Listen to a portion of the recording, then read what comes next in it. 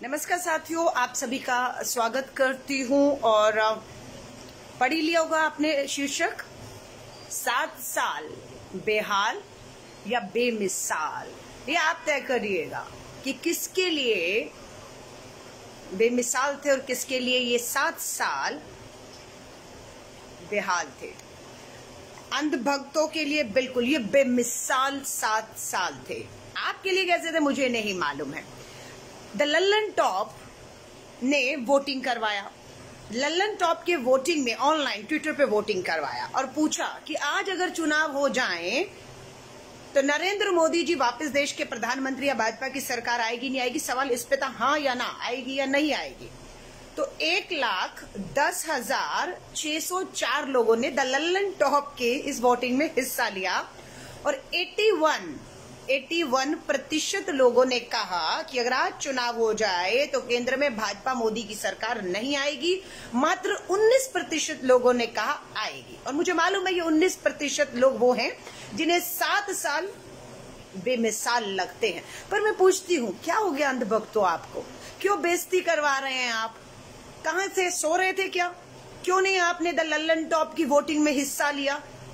अगर आप ना सो रहे होते और द लल्लन टॉप ने जो सवाल पूछा था उसमें अंधभक्त बढ़ चढ़कर अगर हिस्सा लेते तो ये मुंह की ना खानी पड़ती। पक्का मोदी जी जीतते। अब आपने हरा दिया द लल्लन टॉप। 1,10,000 लोगों ने वोट में 81% ने मोदी जी को हरा दिया। छोड़िए अब उसको, वो तो ट्विटर ऑनलाइन है। असली में तो वो आज भी प्रधानमंत्री हैं, 7 साल से हैं और 3 साल और है उनके।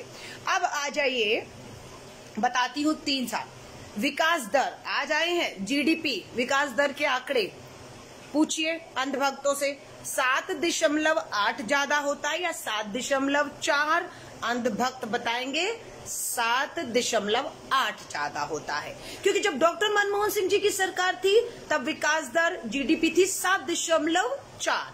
आज विकास दर कितनी है मोदी जी के रहते हुए 7 साल में? 7.8। लेकिन वो जो आगे का घटा है ना वो नहीं लगा रहे। क्यों? क्योंकि जीडीपी सकारात्मक नहीं आ रही है। जीडीपी -7.8 है, लेकिन अंधभक्तों की नजर में घटा माइनस गड्ढे में गई हुई 7.8 विकास दर ज्यादा है, जमा सकारात्मक प्लस मनमोहन सिंह जी के समय की 7.4 जीडीपी से। तो ये तुम्हारी विकास दर हो गई। अब आ जाइए गैस का सिलेंडर का दाम।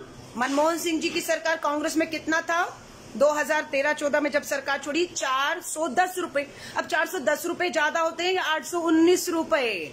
मोदी जी के समय में एक एलपीजी सिलेंडर की कीमत 819 रुपए है। तो ज्यादा क्या हुआ? बढ़ोतरी किसने की? मनमोहन सिंह जी ने बढ़ोतरी की।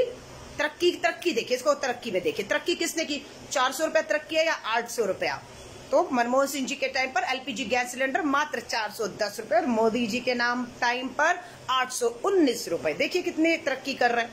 केरोसिन तेल, गरीब जिसके पास गैस का सिलेंडर नहीं है वो आज भी मिट्टी का तेल केरोसिन मनमोहन सिंह जी ने रखा हुआ था 14 रुपए, मोदी जी ने किया 35 रुपए। थोड़ी इज्जत तो है कि 35 रुपए का गरीब मिट्टी का तेल खरीद रहा है, इज्जत तो मिलती है ना। 14 रुपए मनमोहन सिंह जी के टाइम पर केरोसिन ऑयल गरीबी लगती थी, अब अमीरी लगती है। पेट्रोल, मनमोहन सिंह जी के समय पर पेट्रोल की कीमत कभी भी बताते हैं 70-71 रुपए से ऊपर नहीं गई, और मोदी जी के समय पर आज पेट्रोल सेंचुरी पार कर चुका है। कितनी सम्मान की बात है ना। आपको मालूम है ना, जब सेंचुरी लगती है तो कितना जोश और जश्न मनाया जाता है। तो मोदी जी ने पेट्रोल 100 पार करके एक बेमिसाल उदाहरण पेश किया। ये आपको जो मोदी विरोधी उनको नहीं समझ आएगा। डीजल के दाम जो हैं मनमोहन सिंह जी के समय पर 56 रुपए थे, आज 84 रुपए हैं। है ना बेमिसाल अंधभक्तों के लिए। आपकी क्या परवाह है, आप लोग घर में बैठिए, ठीक है। उस समय अंतरराष्ट्रीय बाजार में मनमोहन सिंह जी के टाइम पर 109 डॉलर प्रति बैरल थी। आज कितनी है तेल की कीमत अंतरराष्ट्रीय बाजार में?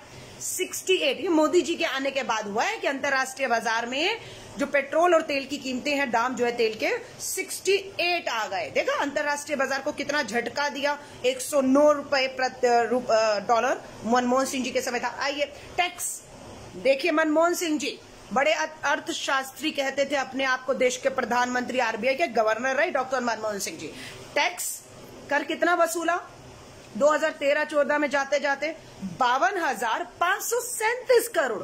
पूरे देश से आरबीआई का गवर्नर, पूर्व प्रधानमंत्री डॉक्टर मनमोहन सिंह कितना टैक्स वसूला देश से? मात्र 52,537 करोड़। और मोदी जी ने 20-21 में, इस 20-21 में 2,94,000 करोड़। देखा कितनी टैक्स वसूली की प्रधानमंत्री नरेंद्र मोदी जी ने इस देश के लोगों से। खूब पैसा था इन देश के लोगों का। मनमोहन सिंह जी को इनके जेब में हाथ डालकर कर वसूली, टैक्स वसूलना नहीं आ रहा था, इसलिए मात्र 52,000 करोड़। मोदी जी ने 2,94,000 करोड़ टैक्स एक साल में मात्र तेल से, सिर्फ तेल से। मैं नहीं कह रही हूं, 9 मार्च 2021 को जो पार्लियामेंट हुआ था ना लास्ट इस साल में, उसमें जो इनके धर्मेंद्र प्रधान जो तेल मंत्री है उन्होंने बताया ये तरक्की है। बेरोजगारी, मनमोहन सिंह जी के समय पर 100 में से 5 बेरोजगार थे। मोदी जी के टाइम पर आज कितने हैं? आज 100 में से 14.7, यानी कि लगभग 14-15 लोग बेरोजगार हो रहे हैं। अब बताइए कौन तरक्की कर रहा है? मनमोहन सिंह जी 100 में 5 बेरोजगार और आज 100 में से 15 लोग बेरोजगार। कौन तरक्की कर रहा है? और पता है ये कीर्तिमान 47 सालों में पहली बार स्थापित हुआ है कि 100 में से 15 लोग बेरोजगार हो रहे हैं। ये कभी पिछले 47 सालों में 47 ईयर्स में नहीं हुआ। जो काम मनमोहन सिंह जी नहीं कर पाए वो 7 साल में मोदी जी ने कर। भुखमरी, अब भुखमरी में मोदी जी ने देखिए 80 करोड़, जी हाँ, 140 करोड़ का भाग में 80 करोड़ लोगों को मुफ्त राशन दे रहे, 2-3 रुपए किलो वाला। इससे पता लगता है कि भुखमरी जो है, कांग्रेस के समय पर हमारा स्थान 55 नंबर पर था। 76 देशों में हम 55 में थे। मोदी जी के समय पर 117 देशों में जो भुखमरी पे देखा गया तो 102, जिसका नंबर 1 होता है वहां भुखमरी नहीं होती, 2 में थोड़ी ज्यादा, 3 में, और हम 102 पर हैं। तो यानी कि भुखमरी नेपाल, पाकिस्तान, बांग्लादेश में भुखमरी हमसे कम है, हमें ज्यादा है। ये तरक्की के तो सकारात्मक सोच रखिए और तरक्की मानिए। भुखमरी भी बढ़ रही है, बेरोजगारी भी बढ़ रही है, पेट्रोल डीजल के दाम बढ़ रहे हैं, आपके महंगाई बढ़ रही है। तेल 120 रुपए का सरसों का तेल आज अदानी अंबानी सेवा में लगे हुए हैं और 223-24 रुपए बढ़ गया है। तो ये तरक्की है। भ्रष्टाचार सूचकांक अपराधी, पार्लियामेंट में मनमोहन सिंह जी के समय में कांग्रेस के तो सांसद जीतते ही नहीं थे जितने मोदी जी के जीते हैं। और इस समय सांसद में 233, इस समय पार्लियामेंट में 233 सांसद ऐसे हैं जिनमें भ्रष्टाचार और अति गंभीर आपराधिक मामले दर्ज हैं। आज की तारीख में 233, उसमें से सबसे ज्यादा सांसद किसके हैं? 116 सांसद भाजपा के हैं। बजाइए ताली, बजाइए ताली, कितना बढ़िया है देखिए, है ना। 233 भ्रष्टाचार मुक्त करने आए थे, है ना। अपराध मुक्त राजनीति का उदाहरण है कि 233 सांसदों में से 116 भाजपा के ही हैं जिनपे आपराधिक मामले। हरियाणा के खट्टर साहब, सुना आपने हरियाणा के खट्टर साहब को? आज नहीं सुना? अरे सुनिए, उन्होंने ये कहा है कि राज्यों को, मान लीजिए एक नंबर बता रही, उनका जो कहना है वो समझ जाए, आपको आ जाए। उन्होंने कहा है कि राज्यों को केंद्र सरकार 50 इंजेक्शन देती है। बेवकूफ है राज्य, 50 के 50 इंजेक्शन एक ही दिन में खत्म कर रहे हैं सबको लगाकर। तो उन्होंने बताया अगर आप 10-10 इंजेक्शन रोज लगाएंगे तो एक दिन में नहीं खत्म होंगे, 5 दिन में खत्म होंगे। समझ रहे हैं कैसे उन्होंने? तो मेरा ये कहना है खट्टर साहब, 50 इंजेक्शन एक दिन में लगाने वाला भी गलत है, एक दिन में खत्म कर रहा है। और आपने भी कहा 50 इंजेक्शन 10-10 रोज लगाओ तो 5 दिन चलेंगे। अरे मैं कहती हूँ 50 के 50 संभाल कर रखिए, संभाल कर रखिए, खत्म ही नहीं होंगे, कभी भी खत्म नहीं होंगे। ऐसा उनको मैं सुझाव देना चाहती हूँ। हिमाचल के मुख्यमंत्री बताइए, हिमाचल के मुख्यमंत्री, ANI में अभी ब्रेकिंग चल रहा है, देख लीजिएगा। हिमाचल का मुख्यमंत्री, अभी तक तो हम देख रहे थे अपना सिक्किम हो गया, अरुणाचल प्रदेश हो गया, लद्दाख, यहां तक चीन घुसा था। आज हिमाचल का भाजपा का मुख्यमंत्री बता रहे हैं कि इतनी तरक्की कर ली है कि चीन जो है अरुणाचल, सिक्किम, लद्दाख से अब हिमाचल की बॉर्डर तक आ गया और वहां पर अपना उसने पूरा जो है इंफ्रास्ट्रक्चर खड़ा कर लिया है, जो देश के लिए एक चुनौती है। भाई साहब, इसे तरक्की के तौर पर देखिएगा कि मोदी जी कितना करीब, अपने सीने के कितना करीब चीन को ला रहे हैं। यानी कि पड़ोसी देशों को जो दुश्मन है उन्हें दोस्त बना रहे हैं, उन्हें और करीब लाकर सीने से लगा रहे हैं। तो हिमाचल के भाजपा के मुख्यमंत्री, चिंता मत करिए, मोदी जी है ना 7 साल में। अब आप बताइए पुलवामा किसके टाइम पर हुआ था? मनमोहन सिंह जी के समय पर, है ना। ऐसे ही बोलिए। लोगों को कहाँ याद रहता है कि पुलवामा पीठ पे हमारे छुरा घोबा हमारे जवानों को शहीद कर दिया। ये बोल दीजिए, लोगों को कुछ नहीं पता, लोगों की याददाश्त बहुत कमजोर है, उनको पता भी नहीं होगा पुलवामा कब हुआ, है ना। लोकसभा के चुनाव से थोड़ा सा पहले हुआ था, लेकिन वो 19 से पहले नहीं, बता दीजिएगा 2014 से 4 से पहले हुआ था। और ISI को पठानकोट एयरबेस बेस पे किसने बुलाया था? पाकिस्तान के ISI को, ये 7 साल का लेखा जोखा किसने बुलाया था? मनमोहन सिंह जी ने नहीं, मोदी जी ने नहीं, मनमोहन सिंह जी ने बुलाया था ISI को पठानकोट में। 7 साल की उपलब्धियां हैं, इसलिए कहिए मोदी जी ने नहीं बुलाया था।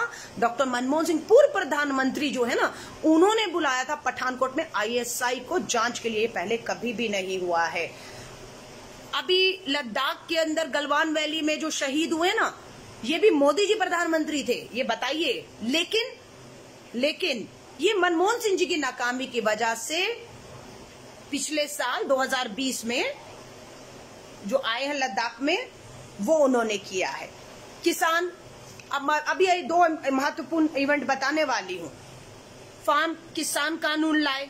अभी 26 मई को भाजपा की मोदी सरकार ने 7 साल पूरे किए, किसानों को जो है वो मंजूर नहीं, और 26 मई को काला दिवस मनाया, पूरे देश में काले झंडे लगाए किसान कानून के खिलाफ और न्यूनतम समर्थन के मूल्य। अब किसानों को तो छोड़िए, डॉक्टर सड़कों पर आ रहे हैं कल। जी हाँ, कल देश के डॉक्टर, जितने भी डॉक्टर्स हैं, खासतौर से Delhi all India institute medical science, AIIMS, Safdarjung, Ram Manohar Lohia, LNJP, Willingdon hospital, सब डॉक्टर कल काला दिवस मना रहे हैं। भाई क्या हो गया डॉक्टरों, आपको क्यों काला दिवस मना रहे हैं? उनका ये कहना है कि जो बाबा रामदेव है, लाला रामदेव लगातार हमारे कोरोना वॉरियर्स, हमारे डॉक्टरों का अपमान कर रहे हैं, लगातार अपमान कर रहे हैं। अब भाजपा की सरकार को लगता है कि नहीं, डॉक्टर लाला रामदेव का अपमान कर रहे हैं, इसलिए उनका लाला रामदेव का सम्मान रखने के लिए हरियाणा के मुख्यमंत्री, हरियाणा के स्वास्थ्य मंत्री ने घोषणा की है कि हम लाला रामदेव की दवाइयां, लाखों रुपए की दवाइयां हम खरीदेंगे और हरियाणा के लोगों को खिलाएंगे। ठीक है, डॉक्टर गए भाड़ में। डॉक्टरों का सम्मान क्या मायने रखता है, समझ रहे हैं? और आज तो लाला रामदेव ने अक्षय कुमार का 2017 का वीडियो आज पोस्ट किया है, इस दावे के साथ कि अक्षय कुमार जब कोरोना पॉजिटिव हो गए थे ना, तो लाला रामदेव की दवाई खाकर ठीक हुए थे। लेकिन वो तो ऑल्ट न्यूज बैठता कहाँ है? ऑल्ट न्यूज ने खोज की, पता लगा लाला रामदेव आज जो अब अक्षय कुमार का वीडियो डाल रहे हैं वो आज का नहीं, 2017 का है। अब इनको दर्द किया, लाला रामदेव ने डाल दिया, तो लोगों को तो नहीं पता था ना। अगर ऑल्ट न्यूज ना बताता तो लोग तो उसी को सच मानते। ये तो दुश्मन है लाला रामदेव के। अब डॉक्टर्स देखिए कल आएंगे। अब आप तय करिएगा कि डॉक्टर्स कल, जो देश भर के डॉक्टर जो हैं काला दिवस मना रहे हैं, लाला रामदेव के ऊपर दबाव बना रहे हैं, उत्तराखंड हो, इंडियन मेडिकल एसोसिएशन दिल्ली का हो, 1922 कितने सालों पुराना 3.5 लाख डॉक्टर का एसोसिएशन है ना, वो सब प्रोटेस्ट करे कि लाला रामदेव के खिलाफ कार्रवाई की जाए। अरे कैसे करेंगे लाला रामदेव के खिलाफ? आपने तस्वीरें नहीं देखी? देश के प्रधानमंत्री, गृह मंत्री, स्वास्थ्य मंत्री, रक्षा मंत्री उनके सामने कैसे झुककर प्रणाम करते हैं। क्यों समय बर्बाद कर रहे हैं आपके लाला रामदेव पर? ये सरकार कार्रवाई करेगी। समय बर्बाद मत करिए, अपना काम करिए, पेशेंट का इलाज करिए। अब आइए, इनको समझाना होगा। लोग पूछ रहे बंगाल में क्या हुआ, बड़ा इंटरेस्टिंग है। मैंने एक वीडियो लाइव आपके साथ किया था, बहुत लोगों ने शेयर किया। बंगाल में एक इंटरेस्टिंग हुआ है। बंगाल में शॉर्ट में बता रही हूँ जिनको नहीं पता। बंगाल में हुआ ये कि प्रधानमंत्री जी वहां पर जो है यास मतलब जो क्या कहते हैं, साइक्लोन आया था, उसका मुआयना करने के लिए गए, और ममता बनर्जी मुख्यमंत्री आधा घंटे की देरी से आई तो अपनी रिपोर्ट सौंपी और बोला कि मेरे को जो है इस बंद कमरे में रहने की बजाय अब मुझे इलाके में अपने क्षेत्र के लोगों को राहत कार्यों में और उनकी मदद के लिए जमीन पे होना, मैं अधिकारी को लेकर निकल रही हूँ। मोदी जी को बहुत गुस्सा आया और भाजपाइयों ने खाली कुर्सियों को दिखा दिखा के ममता बनर्जी ट्रेंड कर दिया। और उसके बाद जो है लगा खत्म हो गई बात। प्रधानमंत्री जी घर आ गए, ममता बनर्जी जी राहत कार्यों में लग गई। 20,000 करोड़ मांगा, मिला 1,000 करोड़, वो भी पता नहीं भी घोषणा हुई है। अब उसके बाद प्रधानमंत्री जी बैठने वाले कहाँ थे? प्रधानमंत्री जी ने वहां के जो मुख्य सचिव है ना, उन्हें दिल्ली तलब कर लिया, आ जाओ दिल्ली वापस। अब बेचारा अधिकारी फंस गया। मुख्यमंत्री का मुख्य सचिव है, उसके साथ इलाके में दौरे का आदेश था, वहां जाता या मुख्यमंत्री को छोड़कर प्रधानमंत्री की मीटिंग अटेंड करते। उनको लगा कि मैं मुख्य सचिव तो बंगाल का हूं, पश्चिम बंगाल का, और मुख्यमंत्री का हूं, तो मुख्यमंत्री का कहना मान के निकल गए। लेकिन प्रधानमंत्री जी को गुस्सा आया, उन्होंने दिल्ली वापस बुला लिया कि आप वापस आ जाओ दिल्ली। अब बेचारे अधिकारी फंस गए, ना इधर के ना उधर के। मरता क्या करता, मुख्य सचिव ने अपने पद से इस्तीफा दे दिया। अब इस्तीफा देते ही क्या हुआ, ममता बनर्जी मुख्यमंत्री बंगाल ने उन्हें अपना मुख्य सलाहकार नियुक्त कर लिया। इसे कहते हैं सांप भी मर गया और लाठी भी नहीं टूटी। देखा कैसी चाल चली ममता बनर्जी ने, अपने अधिकार से इस्तीफा करा दिया। दिल्ली आने की अब जरूरत नहीं, रिटायर हो गए। रिटायर होने के बाद उसी दफ्तर, उसी ऑफिस में अब मुख्य सचिव नहीं, मुख्य सलाहकार के तौर पर बैठेंगे और आगे चलेंगे। वाह वाह, ये सब ममता बनर्जी कर सकती है और कोई नहीं इतनी हिम्मत दिखा सकता। अब आ जाइए क्या हो रहा है। 7 साल में कहां का सरकारें गिराई, सुनिएगा। सबसे पहली सरकार स्थिर सरकार, चुनी हुई सरकार उत्तराखंड में पिछले 7 साल में मोदी जी के कार्यकाल की बात हो रही है। बेहाल या बेमिसाल, आप याद करिएगा। क्या जोर दिखाया, उत्तराखंड की सरकार गिरा दी। वह मोदी जी, ये तो मोदी जी कर सकते हैं, लेकिन सुप्रीम कोर्ट बीच में आ गया और सुप्रीम कोर्ट ने कहा ये असंवैधानिक है, गलत है, और वहां पर सरकार वापस उत्तराखंड में कोर्ट ने बनवा दी। फिर आई अरुणाचल प्रदेश की बारी। मोदी जी ने अरुणाचल प्रदेश में अपनी ताकत, राष्ट्रपति भवन का इस्तेमाल किया। अरुणाचल प्रदेश की सरकार को गिराकर राष्ट्रपति शासन लगा दिया। वहां पर भी सुप्रीम कोर्ट बीच में आ गया, बोला असंवैधानिक, वहां पर भी सरकार अरुणाचल में बना दी। फिर आया कर्नाटका की सरकार गिरा दी। फिर स्थिर सरकार, खरीद फरोख्त हुआ और किसी तरह मोदी जी अपनी सरकार बना गए। यही मध्य प्रदेश में हुआ, एक स्थिर चुनी हुई सरकार को फिर खरीद फरोख्त किया। अपनी ताकत है भैया मोदी जी के पास। वो पिछले चुनाव में क्या था, उसको इलेक्ट्रॉल बॉन्ड और पीएम केयर फंड में पता है कितना पैसा है, कहाँ जाएगा, यही तो इस्तेमाल होगा। एक स्थिर मध्य प्रदेश की सरकार को गिराया, दोबारा चुनाव हुए और देखिए मोदी जी आ गए। अब आती है बात पौंडीचेरी की। पौंडीचेरी छोटा सा है, सरकार स्थिर थी, 5 साल पूरे करने जा रही थी, लेकिन मोदी जी ने देखिए ताकत है ना, हिम्मत है, वहां की भी स्थिर सरकार को, चुनी हुई सरकार को, लोकतांत्रिक सरकार को गिरा दिया। ये हिम्मत सिर्फ मोदी जी में है, गिरा दिया। आप समझ रहे हैं। अब आ जाइए जम्मू एंड कश्मीर में।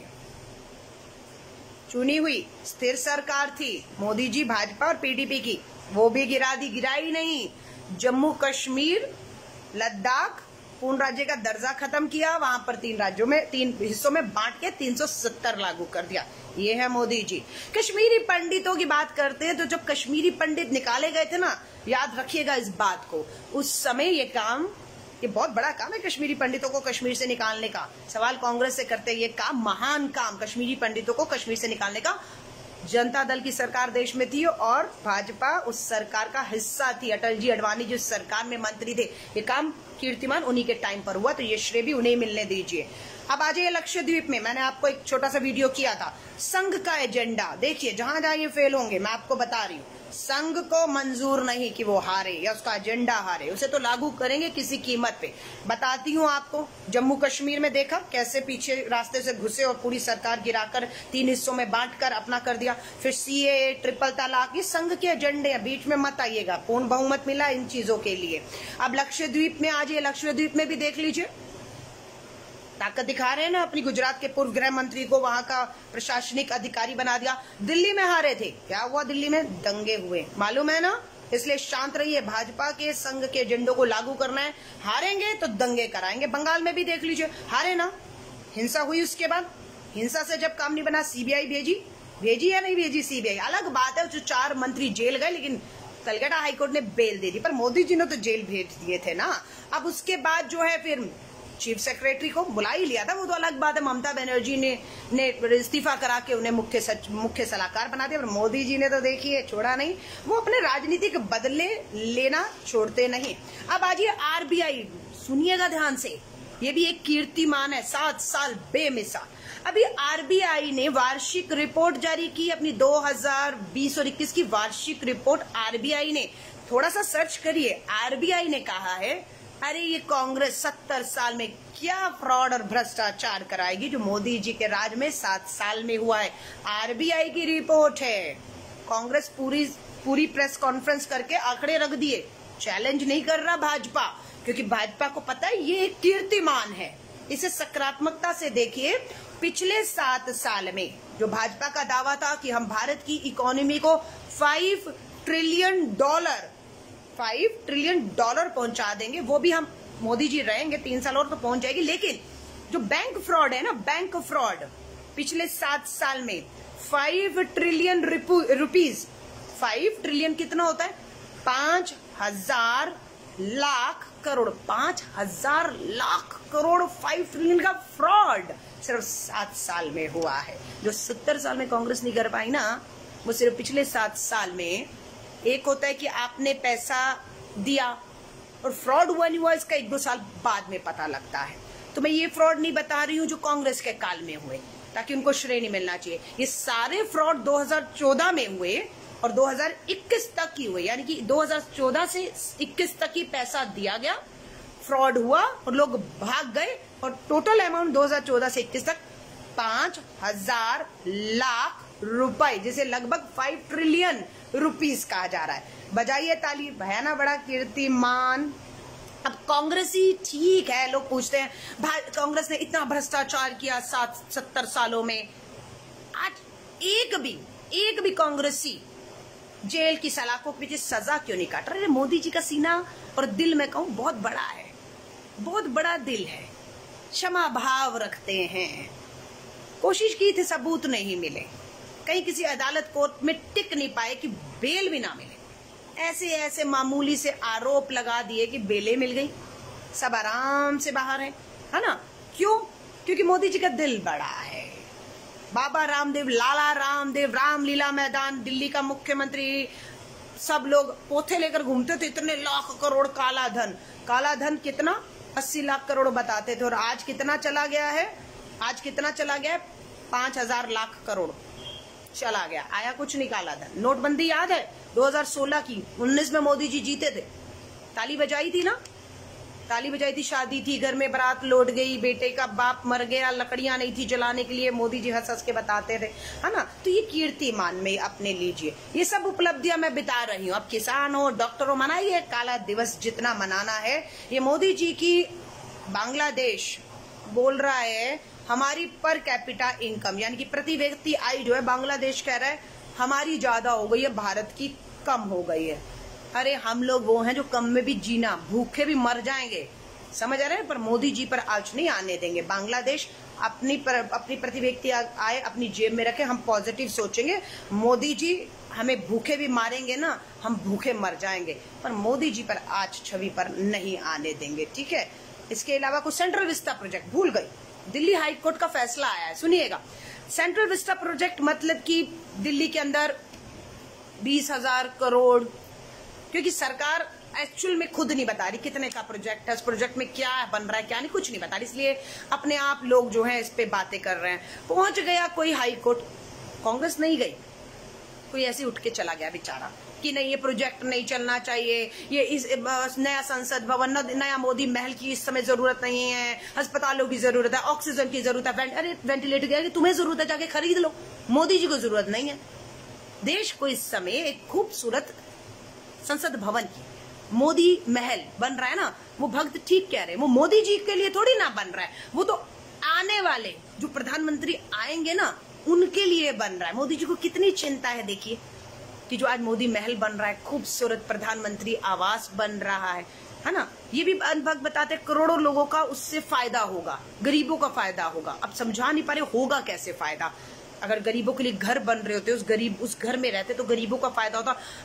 मोदी महल बनने से या नया सचिवालय बनने से, नया पार्लियामेंट बनने से फायदा क्या होगा? वहां ये बताते हैं कि लोग काम करेंगे, अभी तो काम करते नहीं, पर नया जो महल, मोदी महल संसद बनेगा उसमें काम करेंगे। जब वो काम करेंगे तो फायदा तो लोगों का ही होगा ना, है ना? तो सेंट्रल विस्टा प्रोजेक्ट को हाई कोर्ट ने कहा है कि बिल्कुल ये बन रहा है, इसे बनने दीजिए। बेचारा 1 लाख रुपए का उस पर जुर्माना लगा, वो घर चला गया जो भी था, क्योंकि कांग्रेस ये मानती है कि ये राजनीतिक मुद्दा नहीं है, ये कानूनी मुद्दा नहीं है। कांग्रेस कहती है ये प्राथमिकता का मुद्दा है कि इस समय देश को सबसे ज्यादा कोरोना महामारी में सबसे ज्यादा जरूरत किसकी है? सबसे ज्यादा अस्पतालों की ऑक्सीजन, आईसीयू बेड, वैक्सीन, दवाओं की जरूरत है। तो ये प्राथमिकता का मुद्दा है, ऐसा नहीं है इसकी जरूरत नहीं है, हो सकती है जरूरत पीछे होगी, आगे होगी, लेकिन आज नहीं है, ये जरूरत के आधार पे बात है। और आज चीफ जस्टिस चंद्रचूड़ जी ट्रेंड कर रहे थे ट्विटर पे। चीफ जस्टिस जो सॉरी कह रही हूँ, मुख्य न्यायाधीश जो हमारे जो न्यायाधीश हैं सुप्रीम कोर्ट के, चंद्रचूड़ जी, वो आज ट्रेंड कर रहे थे। ट्रेंड किया तो देखा कि क्या प्रॉब्लम आ गई। मुख्य हमारे जो न्यायाधीश हैं हमारे जो सुप्रीम कोर्ट के, उन्होंने कहा देश की सरकार को पूछ रहे हैं, उन्हें समझ नहीं आ रहा है कि एक देश, एक वैक्सीन कंपनी, अनेकों दाम क्यों है। दो कंपनियां हो, दो दाम हो, समझ आएगा। एक देश, एक कंपनी, अनेकों दाम क्यों है। दाम 250 रुपया केंद्र सरकार के लिए, 400 रुपया राज्य सरकारों के लिए, निजी में 1500 रुपया क्यों। बताओ, कोर्ट को समझ ही नहीं आ रहा है। कोर्ट को समझ नहीं आ रहा कि भैया आपदा है, आपदा में अवसर, नारा प्रधानमंत्री जी ने दिया है। अब ये आपदा में अवसर खोजकर 250 का इंजेक्शन 1200-1500 में लगा रहे हैं, तो आपको क्या दिक्कत है। गरीब के लिए तो वैसे भी हरियाणा के मुख्यमंत्री ने जवाब दे दिया है, रोज टीका दिखाओ, दूर से लगाने की जरूरत नहीं है, गरीबों को दिखाओ, उसी में वो उनके लिए उतना ही बहुत है। लगाने के लिए अमीरों के पास, और अमीरों के पास पैसा है। चीफ जस्टिस, आपको क्या दिक्कत है। कांग्रेस का नारे का समर्थन लग रहा था कि जो है चंद्रचूड़ जी कर रहे हैं। कांग्रेस का नारा था 1 नेशन 1 प्राइज, 1 नेशन 1 प्राइज, यानी कि एक देश एक टीका होना चाहिए। कांग्रेस का नारा था कि 80 करोड़ गरीबों को जो मुफ्त राशन देने का दावा कर रहे हैं, 80 करोड़ गरीबों को मुफ्त लगाइए। अरे मुफ्त लगाएंगे तो देश कैसे चलेगा। प्रधानमंत्री के वीवीआईपी 8000 करोड़ का जहाज कैसे का पैसा निकलेगा। सेंट्रल विस्ता प्रोजेक्ट, अब वो कहते हैं पैसे की कमी नहीं है, सेंट्रल विस्ता प्रोजेक्ट बना रहे हैं, तो वैक्सीन के पैसे क्यों वसूले जा रहे हैं। लोग ये पूछ रहे हैं। लोग ये पूछ रहे हैं कि 90,000 करोड़ आरबीआई से जो जनता का पैसा है क्यों लिया केंद्र सरकार ने कर्ज के तौर पर, जब केंद्र के पास इतना पैसा है। अब इसका जवाब तो देखिए, सवाल तो आप उठाते रहेंगे, जवाब आपको मिलेगा नहीं, क्योंकि 7 साल में देश के प्रधानमंत्री नरेंद्र मोदी जी ने एक भी प्रेस कॉन्फ्रेंस नहीं की है। क्योंकि ये काम देश के प्रधानमंत्री का नहीं है कि प्रेस में आकर जनता के उठ रहे सवालों के जवाब दें कि पीएम केयर फंड आरटीआई के अधीन क्यों नहीं है, पारदर्शिता क्यों नहीं है, आपके जो है इलेक्ट्रोल बॉन्ड करोड़ों रुपया जो आपने चुनावों में लिया, किससे लिया, कितना लिया, वो सब जो है आरटीआई के सूचना के अधिकार में आए, उसे पारदर्शी बना दीजिए। ये सब सवालों के, फालतू सवालों के जवाब के लिए प्रधानमंत्री के पास समय नहीं है। ये प्रेस कॉन्फ्रेंस करने का काम कांग्रेस विपक्षी दलों का है। करते रहिए, उठाते रहिए सवाल। ये 7 साल में ये आप मत कहिए कि प्रधानमंत्री जी ने प्रेस कॉन्फ्रेंस करके जनता के सवालों के जवाब देने की हिम्मत क्यों नहीं की। हिम्मत बहुत है उनमें, पर समय नहीं है। 18-18 घंटे काम करते हैं, थोड़ा उन्हें सोना भी तो है। अब लोग कहते हैं विपक्ष कहाँ है, विपक्ष कहाँ है, विपक्ष खत्म हो गया, विपक्ष दिख नहीं रहा है ना। तो अब आप मुझे बताइए, राहुल गांधी जी एक ट्वीट कर देते हैं, मात्र ट्वीट, पूरी भाजपा की नींद हराम हो जाती है। ये गलत काम राहुल गांधी जी करते हैं नहीं करते, भाजपा की पूरी नींद खराब हो जाती है। अब जब भाजपाई नेता, केंद्रीय मंत्री रात भर सो नहीं पाएंगे, सुबह उठेंगे नहीं तो काम कैसे करेंगे। और जब सरकार काम नहीं करती फिर यही लोग बोलते हैं। आप समझ गए ना। तो राहुल गांधी जी, ठीक है, आपने हाथरस में हमारी एक बेटी के साथ बलात्कार हुआ, राहुल गांधी जी प्रियंका गांधी जी को लेकर सड़कों पर आ गए, किसानों के किसान कानून के खिलाफ सड़कों पर आ गए, भूमि अधिग्रहण कानून जब केंद्र सरकार लाई, राहुल गांधी जी भट्टा पर सोल पहुंच गए और कानून रद्द करवा कर माने। आप समझ रहे हो। तो राहुल गांधी जी अगर बाहर निकलेंगे तो केंद्र सरकार का एजेंडा, संघ का एजेंडा लागू कैसे हो पाएगा। एक ट्वीट से मैं राहुल गांधी जी को सुझाव आप भी दीजिए कि ये ट्वीट करना बंद करिए, क्योंकि आपके ट्वीट से भाजपा के केंद्रीय मंत्रियों की नींद हराम होती है, रात भर सो नहीं पाते, सुबह वो उठ नहीं पाते और काम नहीं कर पाते हैं। और जब वो काम नहीं करते तो देश की हालत होती है, पेट्रोल डीजल महंगाई, बेरोजगारी, किसान, डॉक्टर सब आंदोलन में हो जाते हैं। इन सब की वजह राहुल गांधी जी के एक ट्वीट है। आप समझ रहे हैं। राहुल गांधी जी ने प्रेस कॉन्फ्रेंस किया, पूरे देश का मीडिया मन की बात लाइव, पूरे चैनलों पर मन की बात, लोग उसे कहते हैं मन की बकवास। अरे आपको पसंद नहीं है तो कान में उंगली डाल लीजिए, मत सुनिए। प्रधानमंत्री जी प्रेस वार्ता नहीं कर सकते, आप इस बात को समझिए, क्योंकि उनसे सवाल आते हैं और उसके जवाब देने पड़ते हैं। लेकिन मन की बात में आप अपनी अपनी बोलते हैं और उससे बुलवाते हैं दूसरी तरफ से, जिसे आप चाहते हैं कि दूसरी तरफ कौन हो, किससे बात करे, जिसे आप चाहते हैं। लेकिन जब प्रेस वार्ता होती है ना, तो कौन क्या पूछेगा समझ नहीं आती है। समझ रहे हैं? वो आम खाए थे ना, अक्षय कुमार ने इंटरव्यू किया था, पर वो मजे लीजिए, आम का सीजन दोबारा आ गया है, आम के मजे लीजिए। और राहुल गांधी जी ने प्रेस कॉन्फ्रेंस किया तो देखिए, कहते हैं मोदी जी का कंट्रोल नहीं है ना।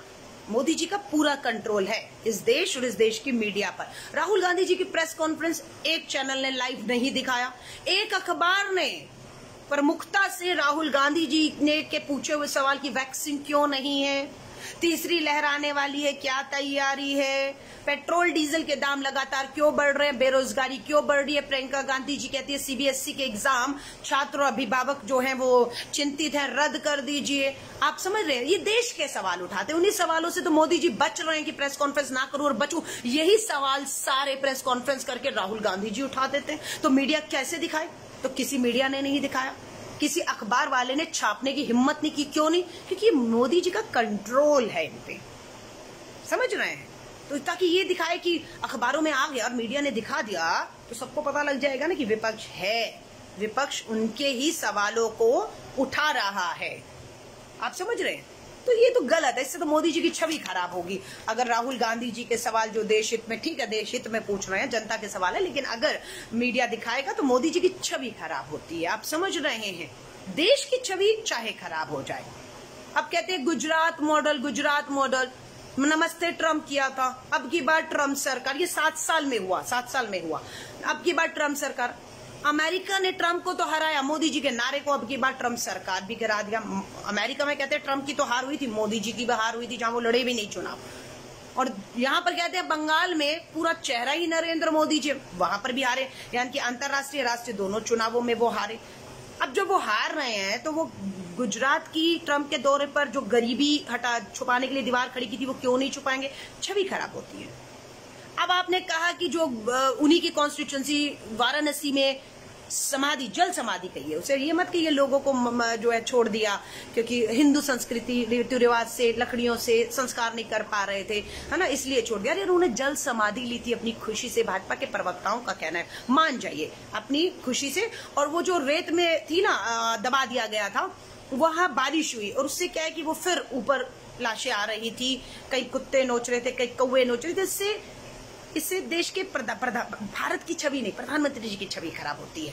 उस छवि को बचाना जरूरी है। देश की छवि तो फिर कोई चिंता मत करिए, ये तो आपके हमारे हाथ में, देश की छवि को बचाना ना। पर मैं कहूंगी कि 7 साल बेहाल या बेमिसाल, सारे आंकड़े, सारी जानकारी, आरबीआई का जीडी, हमारी विकास दर, हमारा फ्रॉड, हमारे 7 साल में कहां सरकार गिराई, कहां बनाई, किस तरीके से हमारी वैक्सीन, हमारी कोरोना महामारी में ऑक्सीजन से लोगों ने दम तोड़ा, ये 70 सालों में नहीं होगा। ये कीर्तिमान है। सकारात्मकता, पॉजिटिविटी से देखिए कि ये सब पहली बार हो रहा है। समझ रहे हैं? सकारात्मकता से इस बात को रखिए, ठीक है। और अभी आप कह रहे हैं कि 70 साल में जो गड्ढे कांग्रेस ने भरे थे, खाली गड्ढे खोदे थे, मोदी जी ने 7 साल में उन गड्ढों को भरने का काम किया। अब 3 साल में उस पे इमारत खड़ी करेगी। ये हम हर साल सुनते आ रहे हैं, पर पता लग रहा है वो नींव में गड्ढे में भरा नहीं था, उसे और खोखला कर दिया था। इसलिए 7 साल के बाद आज आप देख रहे हैं ताश की पत्तों की तरह भाजपा और मोदी जी का विकास ताश के पत्तों की तरह ढह गया। विदा ले रही हूं आप सभी से। आईआईटी दिल्ली सीरो सर्वे को आधार बनाकर दिल्ली हाईकोर्ट को रिपोर्ट सौंप चुकी है। अगर तीसरी लहर आती है तो हर रोज 45,000 लोग कोरोना संक्रमित होंगे और उसमें से 9,000 लोग अति गंभीर हो सकते हैं, जिन्हें ऑक्सीजन, आईसीयू बेड, वेंटिलेटर की जरूरत पड़ सकती है। दिल्ली हाईकोर्ट केंद्र और दिल्ली सरकार को चेतावनी दे चुकी है, हल्के में मत लीजिए। ये म्यूटेंट जो है, ये वायरस जो है, रूप बदल रहा है। आप वैक्सीन नहीं लगा रहे हैं, इसलिए ये महामारी दोबारा लौटेगी। तीसरी बड़ी लहर पहली और दूसरी से बहुत बड़ी हो सकती है। फिर ये ना कहें इसका किसी को नहीं पता था। Sero survey, IIT Delhi, high court को रिपोर्ट सौंप चुकी है, अखबारों में, टीवी में आ चुका है। तीसरी लहर 2 महीने, 3 महीने, 6 महीने में आएगा, लौटेगा ये वायरस। अगर लोगों को पूरी तरह वैक्सीनेट नहीं किया, लोग एक बार फिर से इससे बुरे, इससे बदतर हालात आप देखने जा रहे हैं। महसूस हो, वीडियो को शेयर करिएगा। 1000 से ऊपर साथी जुड़े, 815 साथी अभी जो देख रहे हैं, हाथ जोड़कर कहूंगी शेयर कीजिएगा इस वीडियो को, ताकि एक एक सच्चाई, एक एक आंकड़ा देश के सामने आना जरूरी है, क्योंकि अखबार और मीडिया नहीं दिखा रहा है। विपक्ष है, विपक्ष था, विपक्ष रहेगा, क्योंकि देश का लोकतंत्र सत्ता नहीं, विपक्ष से 2 पहियों से चलता है। समझ रहे हैं?